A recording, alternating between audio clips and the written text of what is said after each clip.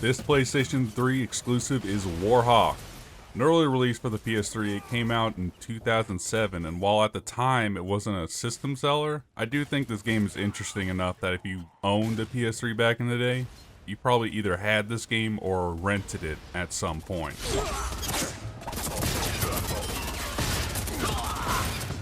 Warhawk is a third-person shooter that is multiplayer only, which sucks because the official servers were shut down in 2019. Luckily, some people who are a lot smarter than me have brought back the servers so we can enjoy the game again. The game has you control various land and air vehicles, which are the main ways to kill other players.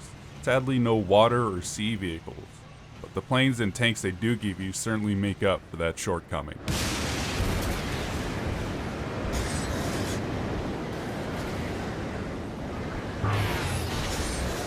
Well, the tank is straightforward and lots of fun.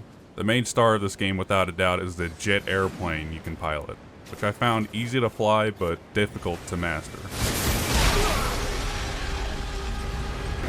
The quick maneuvering you can do to hopefully dodge missiles and fool your enemies is cool to watch and perform, but you really have to know what you're doing for it to be effective, which means a lot of trial and error.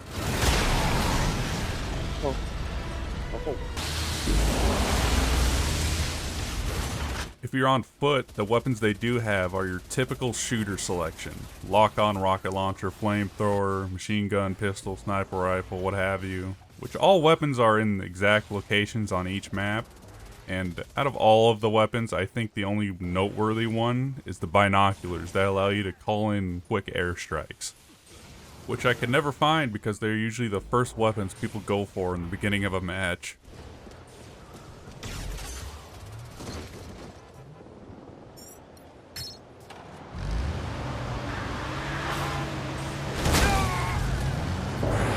Like the weapons, all the missiles for your plane are scattered throughout each map.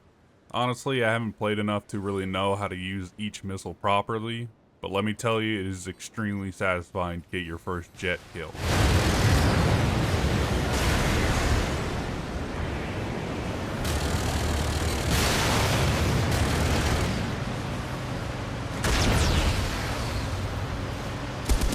When the lobby is full and stuff is happening all around you, the sounds of the explosions and gunfire, all hell breaking loose, and you have no idea what's going on, when it all comes together, that's when Warhawk comes alive.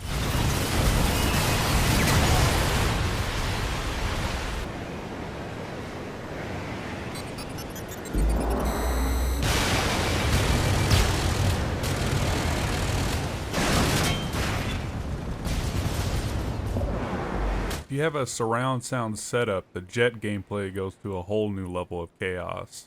When you are just zipping past enemies and trying to dodge missiles all while going what feels like Mach 10, it almost makes you get a sigh of relief when you either pull off some cool trick or simply get killed.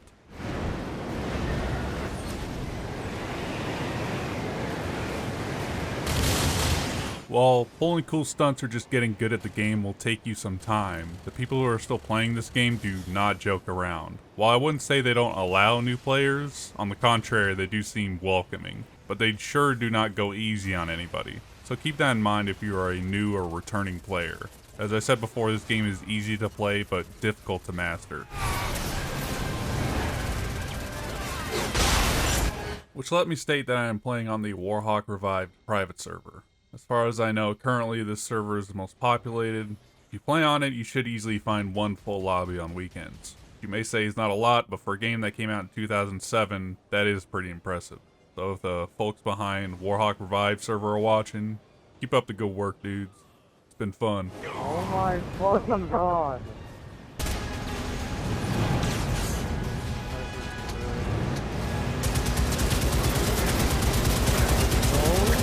Back to the game. While there are a total of 6 different game modes, I found that people usually only play Capture the Flag and nothing else. So unfortunately, I can't say anything about the various game mode Warhawk offers. The design of the world and vehicles in Warhawk seems to be a mix of World War II and 60s futuristic style. So in other words, early Cold War. One side have what looks like a beefed up World War II Sherman tank, while the other side has an all black, sleek looking tank. This style goes for the planes as well. Other than that, all the weapons are the same for both sides.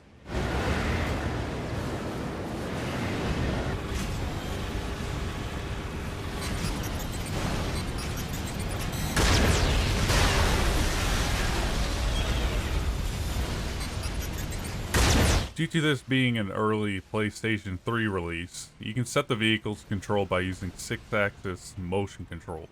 Or you can do what everyone else does and just ignore that and play normally with thumbsticks.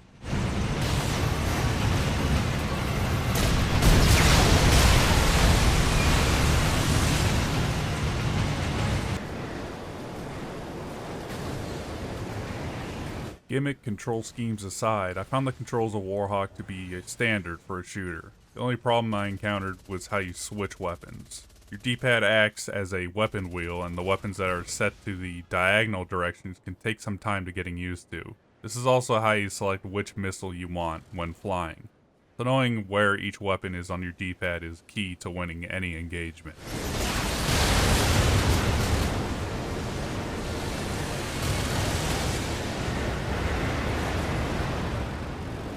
If I owned a PlayStation 3 in its early years, I would have owned this game.